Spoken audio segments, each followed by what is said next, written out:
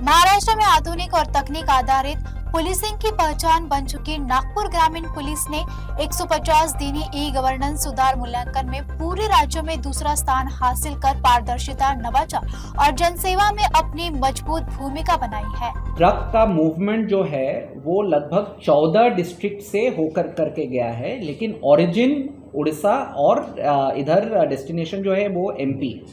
इसमें हम लोगों ने डीआरआई से क्लोजली केस का एनालिसिस भी किया है। नागपुर रूरल या फिर नागपुर डिस्ट्रिक्ट में ना उसका कोई बैकवर्ड लिंक दिखा है, ना उसका कोई फॉरवर्ड लिंक, ना डिस्ट्रीब्यूशन ना collection. That truck only has passed through Nagpur, but it has passed through 13 other districts also. That is not to say कि 13 districts are in any way guilty. लेकिन role हम लोगों को शासकीय organisations का समझना पड़ेगा कि किसका कौन सा क्षेत्र है, दैट इज इम्पॉर्टेंट। सो हम लोग जब करते हैं, मेरे यहाँ पर जब पकड़ाता है और डिस्ट्रीब्यूशन होता है, those are the cases that we investigate. और एक आइडिया जो कि हम लोगों को दिमाग के से डेफिनेटली निकालना चाहिए कि ऐसे कुछ ऑर्गेनाइजेशन होने चाहिए जिसको और कोई भी काम करना दिया ही नहीं जाए। That is not the objective at all. ये शासन का धोरण है ही नहीं तो फिर बनाने का मतलब क्या होता है? They are suppose to function in a different way, we are suppose to function in a different way, ताकि ये 4 अलग अलग तरीके से जो मेन क्रिमिनल है वो पकड़ाया जा सके। तो अगर अब मेरे यहाँ पे फॉर एग्जांपल अगर गांजा की खेती हो रही है तो दैट इज समथिंग नेचुरली जो कि मुझे सबसे पहले पता चलना चाहिए। क्योंकि वो विजिबल है वहाँ पर। लेकिन ऑन द अदर हैंड अगर कुछ वहाँ से म्यांमार से ट्रैवल होकर करके फिर बांग्लादेश होते हुए कहीं पे आ रहा है, तो that is not something that a district police can work on, not is it suppose. तो फिर यहाँ पे लॉ एंड ऑर्डर कौन देखेगा? सो ये अलग अलग ऑर्गेनाइजेशंस का रोल्स जो है ना, वो that has to be understand, they need to work in cooperation. और ऐसी बात नहीं हम लोगों की मीटिंग्स नहीं होती है, हम लोग की इंटेलिजेंस शेयरिंग की मीटिंग हर मंथ होती है, जिसमें कि लेकिन वो इंटेलिजेंस शेयर किया जाता है कि मेरे पास ये इंटेलिजेंस आपसे ज़्यादा संबंधित है, आप इस पर प्लीज़ कार्रवाई करिए।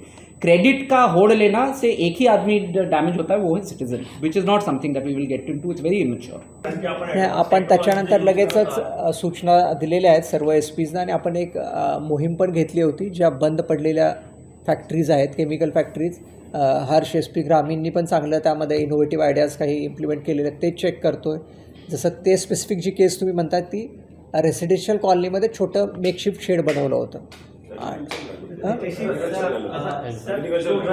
नाही पण प्लॉटिंग केलं होतं म्हणजे रेसिडेन्शियल हां, तर त्या सर्व एक मिनिट सांगतो। मग अशा ठिकाणी आपलं वॉच आहे, आणि जसं एस पी पण सांगू शकतात त्यामध्ये की वास कुठून येतो, स्पेसिफिक वास येतो त्या केमिकल बनवताना जे ऑनलाईन, तर तेही आपण आता ह्यांना ट्रेनिंग देणार आहे आपल्या कर्मचाऱ्यांना, हे कारण पेट्रोलिंगला आहे कुठं वास आला, कारण नॉर्मल लोकांना ते समजून येणार नाही। तर आपलं मिशन मोडमध्ये काम चालू आहे। तुम्हाला माहीत आहे माननीय गृहमंत्री महोदय, केंद्रीय गृहमंत्री महोदय 3 वर्षात हे, त्यामुळं नशामुक्ती अभियान हे आपलं मिशन मोडमध्ये काम चालू आहे। की DRI ही स्पेशलाइज एजन्सी आहे, आणि तुम्ही ANTF म्हटलं ती आपली स्पेशलाइज एजन्सी आहे, ती आत्ताच जस्टच बनलेली आहे। आत्ताच त्यांना ऑफिस मिळालं। तुम्ही जे नागपूर एसपीचा उल्लेख केला, अजित टिके आहेत, त्यांना आम्ही आत्ता ऑफिस वगैरे मिळालेलं आहे। तर सर्वजण वेगवेगळ्या एजन्सीज काम करत आहेत, सर्वांचं उद्दिष्ट एकच आहे। फक्त DRIने जे टेक्नॉलॉजी वापरली होती, हायर टेक्नॉलॉजी वापरली होती जी स्पेशलाइज एजन्सीजकडे असते, त्या टेक्नॉलॉजीचा वापर करून ते रेड झाली होती। म्हणजे असं जर असतं की आम्हाला ह्युमन एंट्री मिळाली नाही आणि DRIला एंट्री मिळाली नाही, मग मी तेच सांगतो ना की काय आहे, सेंट्रल एजन्सीजकडे काही हायर टेक्नॉलॉजीज आहेत, त्याचाही म्हणजे टेक्नॉलॉजीचा इफेक्टिव्ह वापर करून त्यांनी रेड केलेली आहे। मग आपणही त्या कॅपेबिलिटीज डेव्हलप करतो आहे, आणि शेवटली सेंट्रल एजन्सी असतील, स्टेट एजन्सी असेल, ANTF सर्वांनी मिळून काम करून आपल्याला नशामुक्ती अभियान जे आहे, ड्रग फ्री सोसायटी बनवायची आहे। त्यामुळे आपणही आपल्या कॅपॅसिटी अपग्रेड करतो।